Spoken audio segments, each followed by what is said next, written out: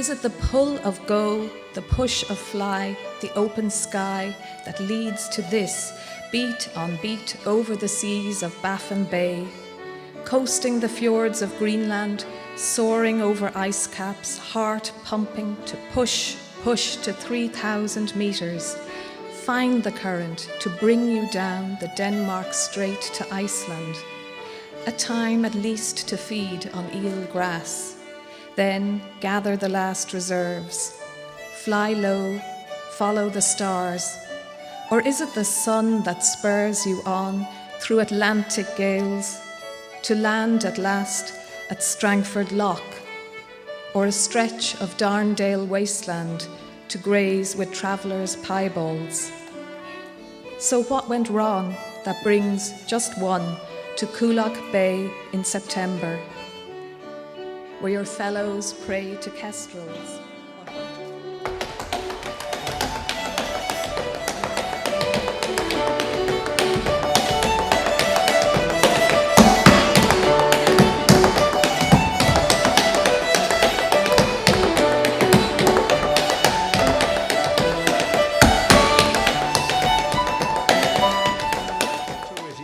Ovens, 76. I was a bricklayer, he says, here and in London. 4 kids, 7 grandkids, 1 great-grandchild. Merchant seaman, I says, 7 children, 13 grandchildren, 2 great-grandchildren. Then he coughed a bit, Tony, and he said, in here 5 weeks. Cancer. And I goes, in just the 1 week, Sagittarius. Go on away from me now, Tony. Walter, you're an awful man.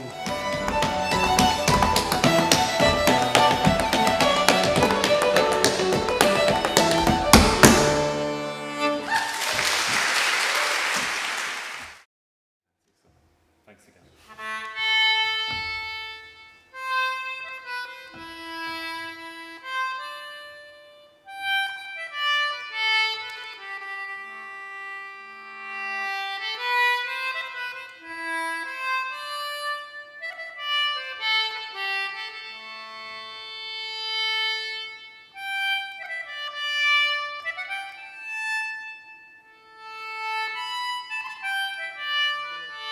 Weary from a long day's work, but light in the pleasure of his house, and they would all 3 sit at, or on, the table and talk together and laugh, because Thumbling was so funny and sweet and innocent, and he was theirs forever. And then one night she woke suddenly, and from the warmth of her man's arms she could hear her son weeping. And she knew at once that he was weeping for the friends he would never have, for the work he would never do, for the woman he would never kiss, for the child he would never father. He was weeping for the great dark forest through which he would never walk, for the long slope of the road between the great green trees that he would never come down to the new place where his fortune might be waiting. He was weeping for his freedom. Love and happiness had made her courageous, and with a far nobler bravery than the bored endurance she had imagined was fortitude but in the time before he came to her, courage made her generous. She wept for him, and then she started planning. Thank you.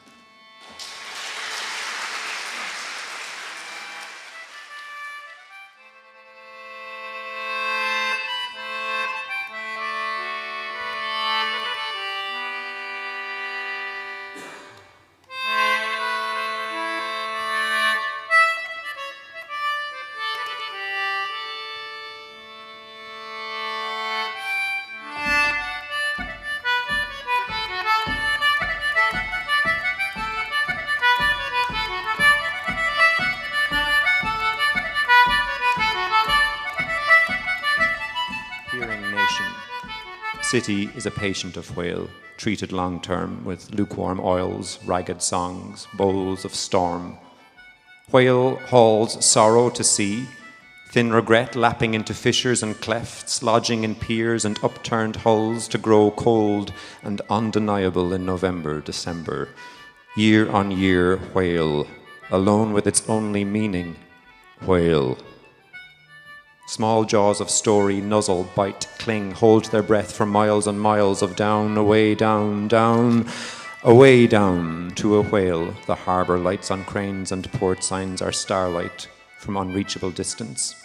Trawled suns never hauled aboard to thrash and stiffen, to scorch the decks and slowing drum. 2, 3, my father dances, my mother dances. Swans, swans in the sun. A sneeze. He should say something. She says, oh. He says, sorry. She says, yeah. My mother and father dance. They're both saying, sorry. Dance, mother. Dance, father. Thank you.